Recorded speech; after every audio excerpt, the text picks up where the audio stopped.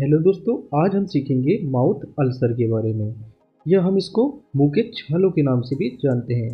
तो हमारी oral cavity में अगर कहीं पर भी अल्सर हो जाता है, मतलब कि छाले पड़ जाते हैं, तो इस सिचुएशन को हम माउथ अल्सर के नाम से जानते हैं। तो यहाँ पर इस केस में जो हमारी म्यूकस मेम्ब्रेन होती है उसमें अल्सर हो जाते हैं, मतलब कि छाले हो जाते हैं। अब ये देखिए म्यूकस मेम्ब्रेन क्या होती है, इसको भी डिस्कस करते हैं। जो हमारी जीआईटी सिस्टम होती है, मतलब कि गैस्ट्रो इंटेस्टाइनल ट्रैक्ट, जो कि शुरू होती है ओरल कैविटी से। ओरल कैविटी से शुरू होकर एनल कैनाल तक ये जाती है। तो इसकी जो इनर लेयर होती है, जो अंदर वाली लेयर होती है, उसको हम म्यूकोसा के नाम से जानते हैं। तो ये सबसे अंदर वाली जो लेयर है वो म्यूकोसा लेयर होती है। अब इसी में देखिए, अगर अल्सर हो जाता है, छाले हो जाते हैं, तो यहाँ पर म्यूकस अल्सर इसको बोल देते हैं। कभी कभी हमारे स्टमक में, मतलब कि पेट में अगर अल्सर हो जाता है तो हम उसको गैस्ट्रिक अल्सर के नाम से जानते हैं, या इसको पेप्टिक अल्सर के नाम से भी जानते हैं।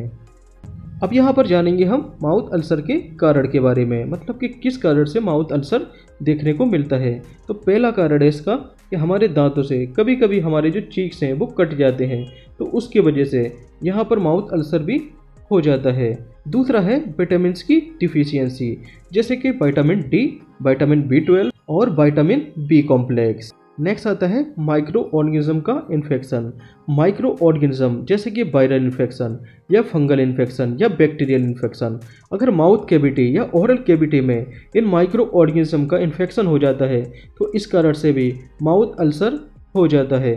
नेक्स्ट बात करते हैं डाइजेस्टिव प्रॉब्लम, जैसे कि कॉन्स्टिपेशन। तो कॉन्स्टिपेशन के कारण माउथ अल्सर देखने को मिलता है। नेक्स्ट आता है एसिडिटी।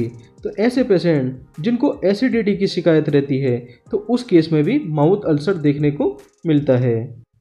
अब बात करेंगे हम इसकी मेडिसिन के बारे में। तो पहली मेडिसिन आती है सिरप के फॉर्म में। तो कोई भी आप यहाँ पर मल्टीविटामिन सिरप ले सकते हैं। नेक्स्ट आता है बीकासोल कैप्सूल। बीकासोल कैप्सूल में होते हैं विटामिन बी कॉम्प्लेक्स और विटामिन सी। तो ये जो विटामिन की जो डिफिशियंसी होती है इसको ये पूरा करती है।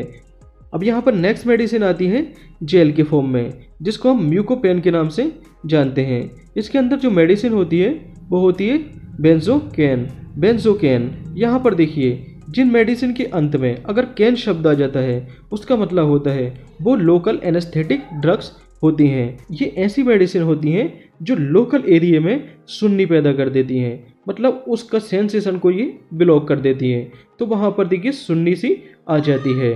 ओके, अब इस जेल को हम जो हमारे ओरल कैविटी में छाले पड़ जाते हैं वहाँ पर हम इसको लगा देते हैं। तो ये थोड़े टाइम के लिए हमारी ओरल कैविटी में सेंसेशन को ब्लॉक कर देती है। तो यहाँ पर हमें जलन महसूस नहीं होती है।